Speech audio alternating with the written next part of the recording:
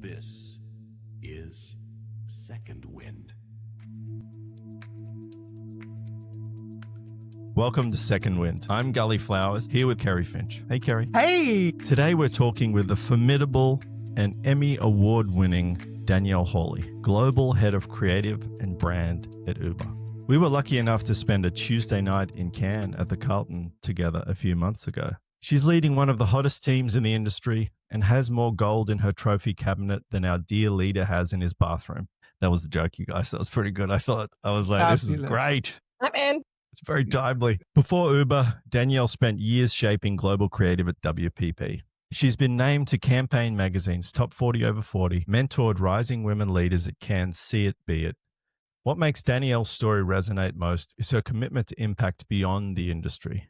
She champions accessible advertising, elevates underserved communities, and works to open doors for women in leadership. Danielle, welcome back to Second Wind. Is it welcome back? It is, right? Yeah, It's welcome back because, as you Welcome know, we didn't hear you last time because I know. Oh my goodness. the Because Cannes why? Lions gods didn't want to record the sound. You know Who knows what, though?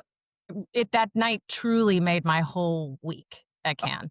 That's It- great. It really did. I mean, not only just being with Jamie and Xanthi for the dinner, Yeah. but there was like a vibe and a quality about the room between all of us that just really resonated. Hearing those three women who have gone through so much of what I've gone through, and to hear, all of us be such champions of each other and such champions of each other's work was special and magical, and it meant a lot.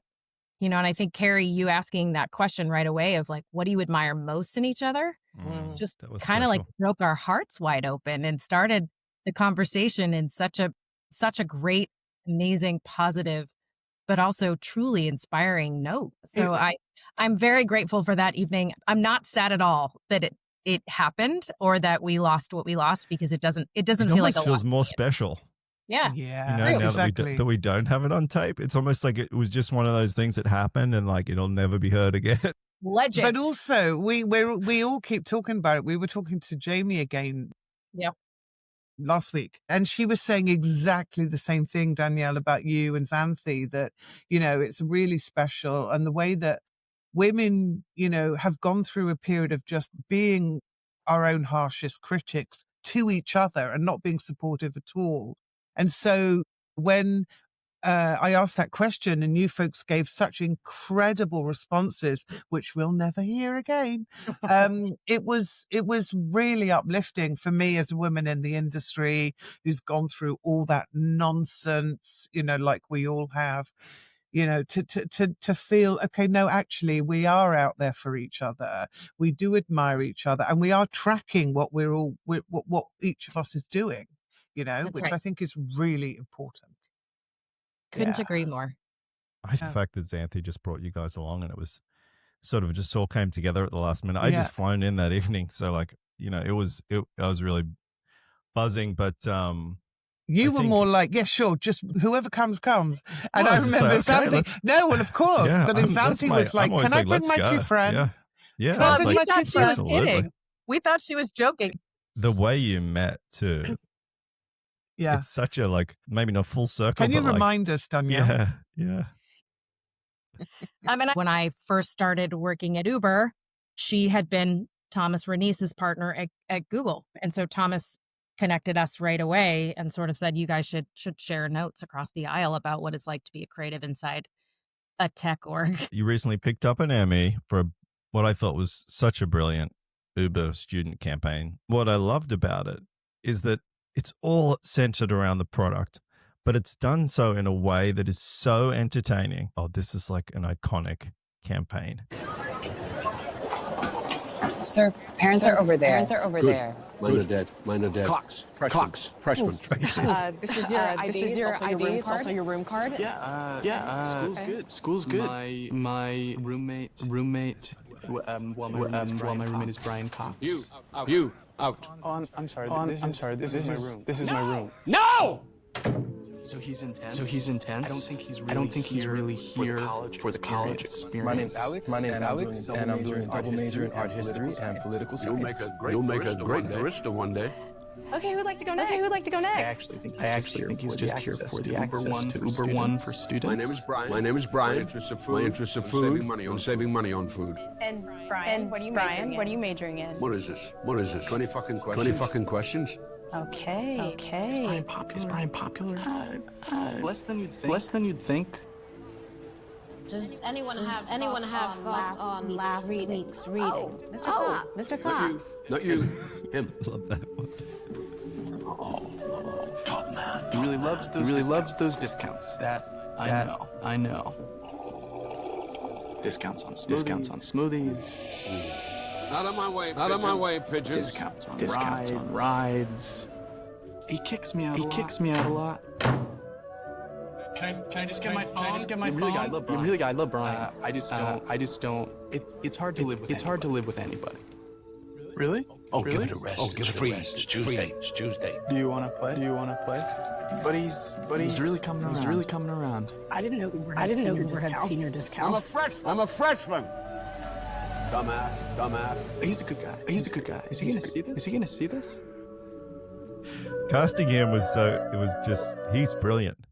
I mean, to be alongside Brian Cox. Casting, I think, was a huge part of it. For me, it's not just about that spot. That is a culmination of 5 years of being in the trenches with Special Group and Georgie Jeffries and A. Cole Weinstein and Liza Keller and the team on the Uber side, and really just digging into A, what is our voice? And then B, how do we stay so close to the product, but make it so entertaining that nobody minds? We are shareholders in this business. We have a responsibility to do right by the company, and that means selling product. But it doesn't mean that has to be boring. We've actually coined the phrase internally. The idea of entertaining commercialism is a through line through everything that we do. But if you go through all of the work, you'll see that that's very intentional. Absolutely the product of people noodling and learning through execution and trying again and pushing for greatness and making sure that every single joke is a zinger, but that every single joke absolutely has something to do with the Uber One student membership. And that's not an easy thing to do. And I'm incredibly proud of the partnership and the team for getting there. And can I ask, was the spot, was it integral to the spot that it was Brian Cox?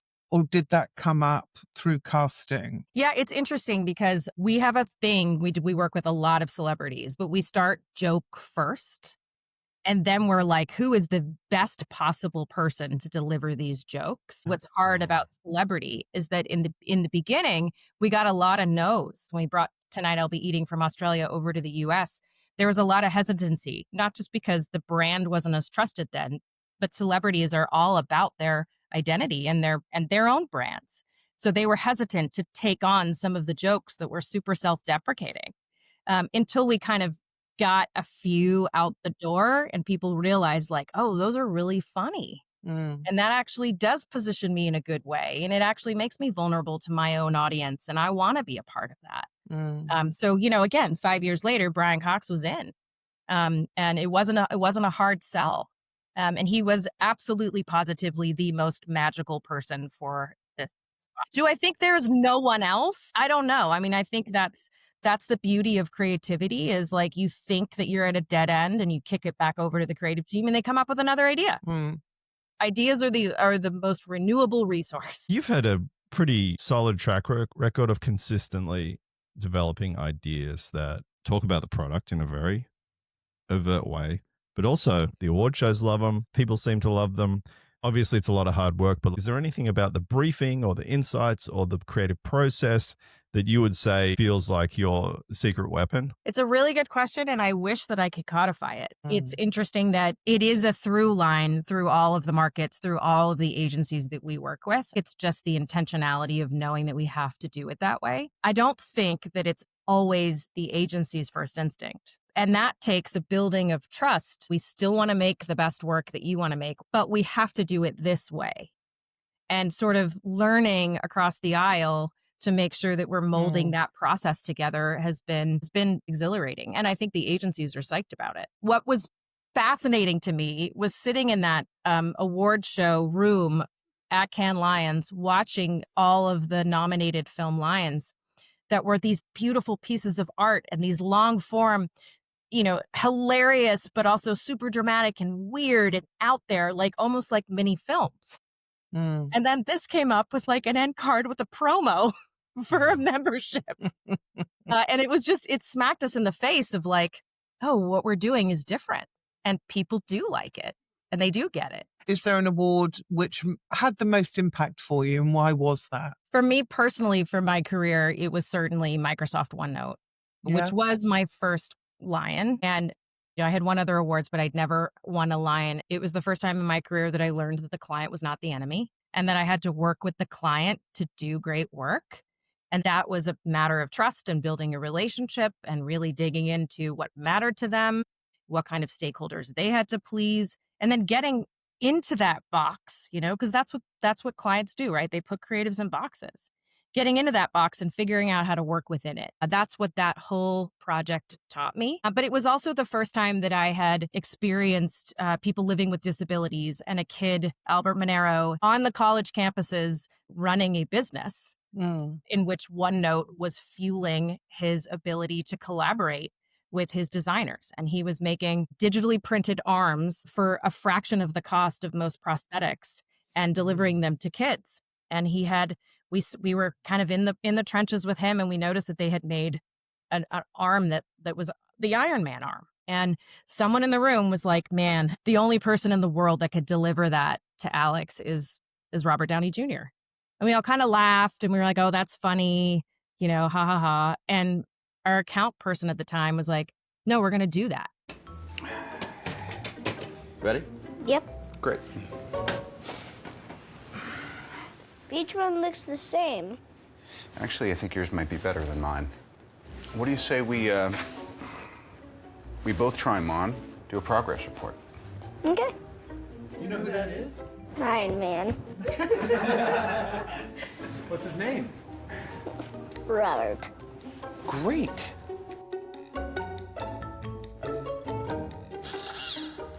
God, dude, it's even cooler than I thought. Josh Measing sat in the Marvel lobby until they take his meeting. We finally got to Robert and he said, yeah, of course I'll do it. And he flew to Atlanta. We shot in one take and they both sat there, the kid, Alex, getting his prosthetic arm and Robert Downey Jr. opening their cases, looking at the exact same arm, putting them on together, talking about how magical that experience was and really seeing the power of just raw, authentic stories that mattered and how everybody wants to participate in that, including Robert Downey Jr. And that was the moment even before the Lion where we launched. This was years ago. This was 13 years ago. And the next thing I knew, somebody was like, Danielle, CNN's on the phone. Cool. And it blew up. It broke the internet and it was viral instantly. And that power of like, oh, these stories matter to people really kind of shook me up and turned me into a different kind of creative. And you say that the client's not the enemy. Tell us a bit more about that. I think that anybody that gets into this business has a spark of bravery in them and a spark of inspiration. And that's true of clients. And, every client that you talk to says that watching creative or reviewing creative is the best part of their day. That's telling everybody something. And they might come across risk averse, or they might come across as like, here's my 15 RTVs that need to get in this spot. And creatives just back up and are like, well, you're ruining it and we can't do that. There's always a way. And that is our job. And so sitting with the client and really learning what it is that they need to do in their own careers or with their own side of the equation and the people that they're having to report to and showing them, a lot of creatives have a really hard time concepting on the spot. And I get that. But if you get in and brainstorm on the spot with clients and show them what all of their risks and all of their confusion and all of their needs, how they actually could look, then you get somewhere. And then you get someone on the train with you. And then you realize that they aren't the other side of the equation at all. They're your partner. And they want to build with you. And it takes a lot of time and it takes a lot of effort and it takes a lot of special creative people to do that, but it's 100% possible. And I find that's always been the best work. I think that might be your superpower, is the collaboration. Saying the client's not the enemy is really powerful to agency people, right? And I'm curious, for you, having been at Uber now for 5 years, what do you find more challenging? My power is stamina and endurance. And I think that also means patience in the way of knowing how to get to where you need to go. Like in my daily life, I have zero patience. Like I fly off the handle. You can just ask my kids. I don't have any patience. I used it all at work, guys. Sorry. The reason I became a client was because I wanted to work with more agencies that would then realize the client wasn't the enemy. And to answer the question, no, I'm incredibly lucky. Felix Richter at Mother, Tom and Jules at Special, Dave and Matt at Special, Kelsey, Lily, like these are not only our partners and our friends, they're our teammates, like our true teammates. And that is a magical, special relationship that I don't take for granted at all. And I know it's rare and I know it's lucky, but I also know that when they show up and are immediately like, oh, you have a creative on the other side of the table, when the agency resists that there's creative people on the other side of the table, it usually means that the collaboration is going to be much, much harder. How do you do that in a remote world, especially with people that may not be maybe very far away, different time zones? Energy, intention, text. It's just work, isn't it? You just put in the effort, really. That's right. That's exactly right. You put in the effort and you do go to the shoots. I mean, I think that's the other thing that people may not understand is that they're fun too. The shoots we're are on fun. set. They're fun, especially if Brian's there and you're at a university. I mean, it's so fun. That's right. We're on set. We're in the edit bays together. These are senior folks leaning in and doing the work and wanting to do the work. Leading creatives, because I have my own team here at Uber and I'm super proud of them too. And I love that piece of the job as well. But the same process that I have with the agencies or with my marketing managers all across the globe is the same that I have with my team. It's like, you know what? Maybe there are parts of the business that aren't used to doing creative work. There are the cliched versions of that: product marketing, B2B, policy at Uber. I just keep telling them, put in the work, get to know those people, teach them about your process, show them what their work can be. And you not only slowly see the work that we do with agencies get better and better over time, now we're seeing all of the work at Uber getting better and better over time. And I have just as much faith that all the work that we do in-house will be award-winning as I do the work that we do with our agencies. And for the C-suite, building trust is sort of maybe your most important job. We tend to come across stories where creative leaders are told that we want to be creative and disruptive, and then they get in and they realize they just want to keep doing things the same way.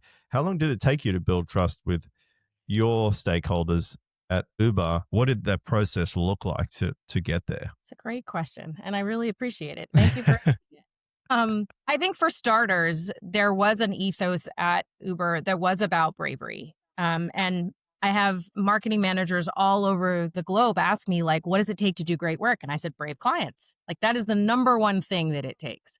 And we have incredibly brave marketers all over the globe, which instantly levels the playing field. It instantly starts in the right space. So from a marketing perspective, there wasn't a lot of uphill pushing that we needed to do. It was more about establishing the bar and saying, like, this is what great work is. And we're gonna have creative look backs, and we're gonna judge each other's work, and we're gonna have a scale that's a common set of language in terms of how we view the work and give feedback on the work. And then the next thing you know, there's healthy competition across all the regions, which is what elevates everything. LATAM will be like, man, Sydney's doing great work. And then the next thing you know, Brazil comes out with something special and amazing. It just, it's healthy, but it's competition nonetheless. The executive leadership team, they kind of handed me a bunch of teams that weren't one team at all and said, go fix this. And I realized that there wasn't a ton of credibility for the creative department within the walls of Uber. So the very first thing I did was started doing favors. Hey. Doing favors? Doing favors. Hey, investor relations team, do you want us to look at your report and make it pretty? Oh, smart. Okay. Yeah. Nice. Yeah. Hey, comms team, you have an amazing presentation. Want us to make it better? Yeah. Hey, BD team. Design. You need a pitch deck. We'll make it. Design, messaging, inspiration. Messaging, yeah. Sorry, yeah. Of course. All of those things. Yeah. And then the next thing you know, it's like, oh, we know what the creative team does. And maybe they don't, but they don't mind because they know how to use you a bit more better. Yeah. You weren't just making films for Cannes and Emmys. You were like, oh, let's get in the weeds here. Let's show them creativity can have an impact on the things they care about. That's right. And what's been your biggest learning? My own limitations. You don't have any, do you? Well, that got me into trouble. Time is one. Time is one we all have. Your family tells me you're very limited with your patience.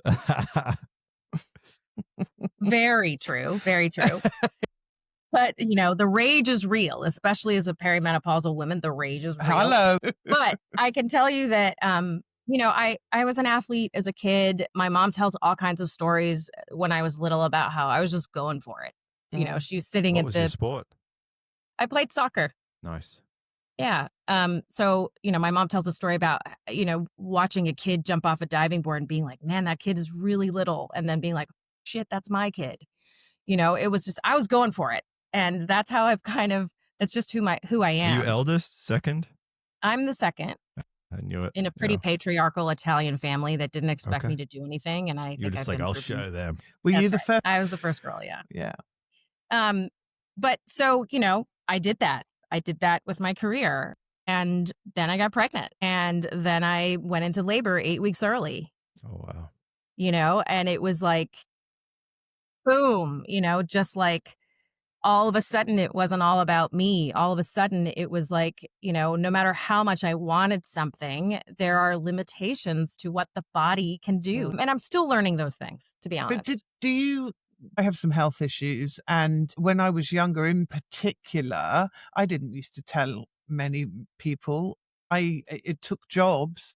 I was employed in certain companies where I deliberately didn't do full time because I wanted to be able to lie in bed on my own dime at my own time and not have to take sick days, which I knew would come every month. So because I didn't want to look weak, which is dreadful looking back. But, and I wonder whether people have learned differently.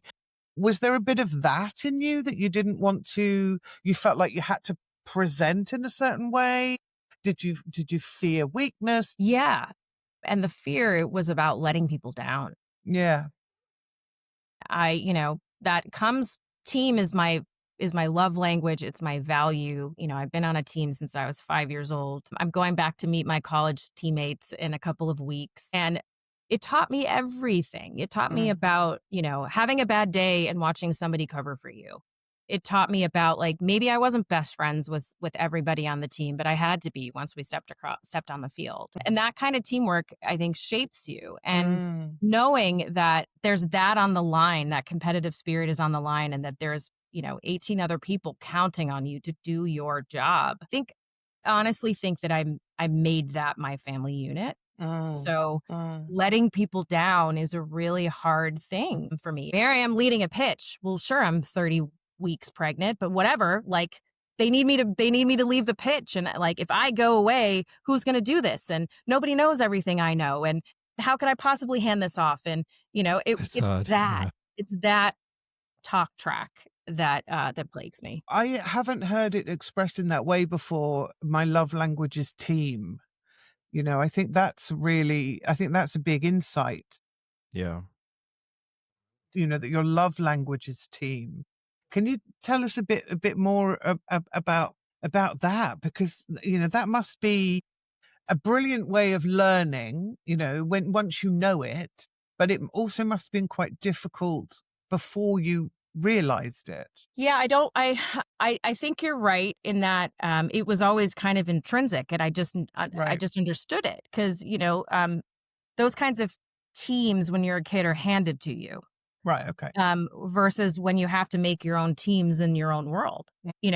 I've always been, maybe that's one of the reasons why we did what we did with the brand at Uber. But I actually think reliability is an incredibly emotional thing when you can count on somebody and when someone will show up for you, which absolutely we brought to the brand. because that is Uber's role in the world. But, I don't expect everyone to be me. In fact, I bring a lot of the ridiculous metaphors to the team all the time where I'm like, there's positions on this team. Some people play different positions and not everybody needs to be the goal scorer. In fact, we need a goalkeeper. We also need a midfielder. I may not say that out loud, but it's what I'm thinking. And I'm also thinking about things like there are times when you're a team leader where you build a team around the players. And then there's also time as a coach or as a team leader, as it were, where there is a formation. There's a formation that you have to play because that is what is going to solve the business priorities. And you have to find the right people for the formation. And that can lead to very hard decisions in a world where there are efficiencies and headcount restraints and all of the things that come with the job. So I think it's a lesson I continue to learn. And I think the biggest one is I'm not easy. And I think the team would say that I'm very, very tough, but also very fair. And I had experienced different cultures at agencies where it was all about the culture, which meant that we neglected the work. And that did not sit well with me. It has to be about the work, but it doesn't mean that that's at the sacrifice of the people. So I always wanted to sort of bring that to the equation of like, no, it feels good when we're all busting ass together. It should feel great when we're doing that. It should feel almost impossible, but only solvable because we're all in this together. And that can be an interesting lesson, especially as you think about generational divides, about how different people think about the workplace, and finding your allies along the way, I think is the key. I think there's a book here, honestly. I think Kerrie sort of nailed it with the team insight, but it really feels like soccer and team that sort of structure around a shared goal and, organized roles and all those elements of sport have played a pretty big role in your approach and success. Would you say that was mostly, soccer, I guess? Or is this a family thing? Is this something else? Like, where does that come from? Definitely not a family thing. Okay. It's community too, right? Like, which is, I guess, is like family. Yeah. Yes. I'm very obsessed with community. I felt at home in those teams, and it made me sort of excited about maybe creating that space for other people. It sounds to me like you found your place. You found your family. You found your community within that team. And I think that, part of your insight into my love languages team is that it was so, so important for you, that you got so much love back from that as well, and security and safety, that you've taken that into your career as well. You've taken that into your your work, your day-to-day work life as well, which I think is I think that is a superpower. Yeah. And learning. I mean, I had some really hard lessons and had to really think about self-awareness and who I was in that community so that I could show up the way that I wanted to. And I mean, like I said, everybody's a work in progress. So I'm certainly not at the finish line. You've done pretty well. Yeah, done pretty well. You've done all right. You've done all right. To a small victory lap. To that point about work in progress, and you've had to learn some hard lessons. What have been your biggest pivots in your career? Because they don't have to be, well, I changed my job or I changed my position. It could be I changed the way I approach health, or I changed the way I approach mental well-being, or the way I approach, I don't know, whatever, not kicking doors in. It could be anything, I guess. I think every one of those things on that list that you just rattled off resonates with me. I am an overprivileged white girl from Connecticut. I understand that. But being a woman in an all male creative department for so many years teaches you something. Yeah. And you have to have super sharp elbows, and you have to be really loud, and you have to have a point of view, and, you just have to get heard. But there's a moment where you go from individual contributor fighting that battle to leader, and you got to stop yelling. And you got to stop pushing people out of the way, and you got to stop reminding everybody that this is your space. And that was kicking the doors in changed for me that way when I realized, like, who am I fighting with anymore? Like, I am the leader, which needs me to change the way that I think about my role within this team. I think that's certainly a huge one. The second one was that I was married, but I didn't have a nuclear family that was a team.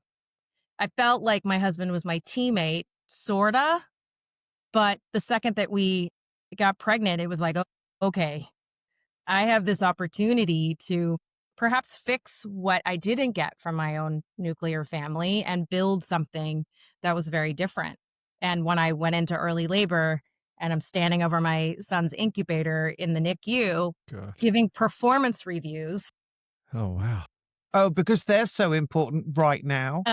Yeah. I mean, what do you mean? I nobody expected me to go out early, Kerrie. And I had all this stuff that was on my to-do list. And God forbid I didn't get that done. And all those people wouldn't have had their performance reviews till I was back 4 months later. And, I realized like I'd already let the most important team to me down. I'd let my son down. I'd let my husband down. That was a big wake-up call. Yeah, that's a learning. Yeah. Big one. I hear you. Yeah. And I almost did it the second time with my daughter. Congratulations. Some lessons have really come slow, don't they? They do. And I'm very lucky that my husband sort of tapped me on the shoulder and was like, you're not doing this again. You're not going to do this again. 2 a.m. or whatever, I'm writing pitch manifestos. And he's like, no. But it's also that it wasn't so much the vulnerability or the weakness of it, but it was that I knew that walking into that massive multi-million-dollar WPP pitch and saying like, I got to take it easier. The men wanted to understand, but they didn't, not really. And that felt like, there was an expectation of the team. And so it wasn't that I was scared of feeling weak. It was that I was going to let the team down. Yeah. Okay. Like that. Speaking of rooms full of men. Speaking of rooms full of men who don't get it. Okay, no, let's go back. Let's go back to the early days. I didn't mean to get so heavy on you guys. No, I love it. Great. You didn't, and I love it. We like to go deep. So the new campaign. What's your favorite color? Sky blue. I'm interested in when you realized this work was for you and how specifically you got a foot in the door. Because, I mean, even going back to when I started, it was like, I didn't think there were any women creatives in our creative department. It was all dudes. And I was a suit. So I was with all the women who were mostly suits, occasional strategists, but producers, of course. But how did you get into the industry, and what was the moment that you realized, oh, this is pretty cool, this advertising thing? This is a really fun story. Well, I went to college and I knew 2 things about myself. I was a writer and I was a soccer player. That's it. I pretty much knew nothing else about my own mind, my own personality, my own being. And I saw Nike, If You Let Me Play, which was all about women's sports and how much better positioned a girl was in life if she played sports. And I was like, what is that? How do I do that? And, I've since become friends with Janet Champ, which is another beautiful part of that story. But I was really lucky that I went to Southern Methodist University in Dallas, Texas, and I had really good support because I was a student athlete. And so is that 1995? Can I play that real quick? I would just love to play that. I'd like to see it. If you let me play. If you let me play sports. I will like myself more. I'll have more self-confidence. If you let me play sports. If you let me play. If you let me play. I will be 60% less likely to get breast cancer. I will suffer less depression. If you let me play sports. I will be more likely to leave a man with beats. If you let me play. I'll be less likely to get pregnant before I want to. I will learn what it means to be strong. To be strong. If you let me play. Play sports. If you let me play sports. Wow. In the 90s, that would have been a pretty... out there. Yeah. Very brave campaign. Very. And that started it all. That Nike, it's going to catch on. It did start it all. The funny thing is I wrote this crazy editorial about being a female athlete and the stigma that went along with being a female athlete at the time. That article won an award, and I was like, okay. So, maybe I'm good at this. Right. That was when the Fab Five won the World Cup. So that was when Brandi Chastain ripped off her shirt. Like that was right before all of that started happening. Yeah. Yeah. Yeah. I played with those women. It was kismet or it was luck or it was just fate or whatever. But being in Dallas at that time, DDB Dallas was hot. The Richards Group was hot. Jim Ferguson was the CCO at DDB, who was obviously a legend in the ad world. And my teachers at SMU, who I was very lucky that someone was like, you should try advertising. And there wasn't just a communications class at SMU. There were creative classes at SMU, and they were taught by creative directors in the industry. So, I had real briefs, real creative directors judging my work by the time I was 18 years old. Wow. And I knew immediately that's what I was going to do. And they gave me internships, and then I went to Creative Circus, and it was just sort of all laid out for me. And there hasn't ever been anything else I've wanted. I don't think I could have done anything else. I don't think I'm really very good at anything else.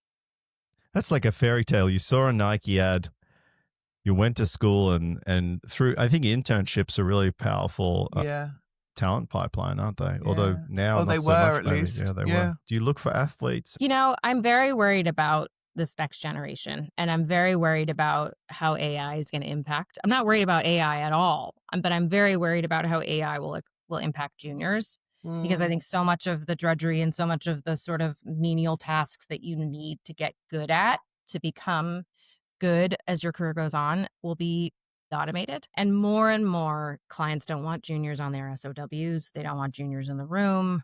They want to, like I said, it's the CCOs in that edit bay with us. There are more and more senior talent leaning in and doing great work with their hands. I don't intentionally look for those people, but I do look for the spirit of understanding, of hustle, empathy, and coverage, and understanding that this is the team sport.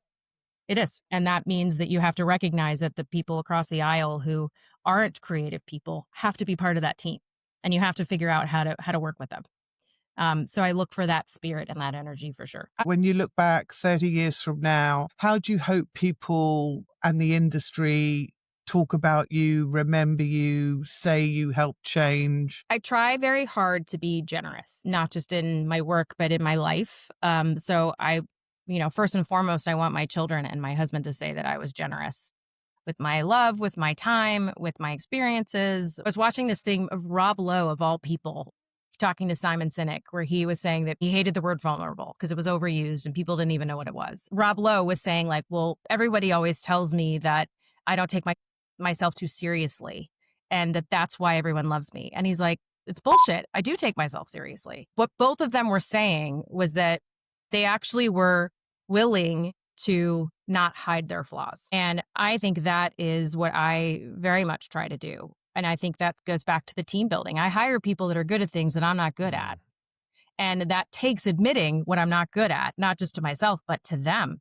And to tell them why their specific unique talents are important to the Voltron of it all that we're making. I don't know what you call it anymore, because I don't think vulnerability and I don't think not taking yourself too seriously is right by definition. Admission of your flaws as not flaws, but as an opportunity for building is what I hope that people remember and learn and take with them. There's something around not being fearful of being a flawed human. And there's something around not being ashamed of being a flawed human. I think, too many of us are driven too much by shame and fear in one way or another. And your willingness to embrace that and to be generous with your time and your feelings and your learning and, is very powerful and it's admirable. A beautiful note to wrap on, because I know I don't want to make you late for your next one, Danielle, even though I could do this for another hour, honestly. I don't mind being late, but I'm probably, because since I'm in the office, I'm probably going to get kicked out of this room. It's been such a pleasure talking to you, Thank Danielle. you. I really You guys appreciate are the best. No, you're the best. Please, let's talk all the time, every day, whatever it takes. Let's have no sound on more podcasts. Yeah, come on, let's just how about this. Let's intentionally not record something the next time we get together. Oh my God, that sounds like just a get together. Kerrie might be fooling you though. She has these little microphones, these little millennial mics that she can sneak in. Yeah, that might be just recording straight up in my tooth. Well, thank you guys Danielle, so much. Thank you. I appreciate it. And yeah, I can't wait to see you again. Awesome. Thanks Take very care. much. Have a good one. Thanks for coming on Second Wind. See ya. Bye-bye.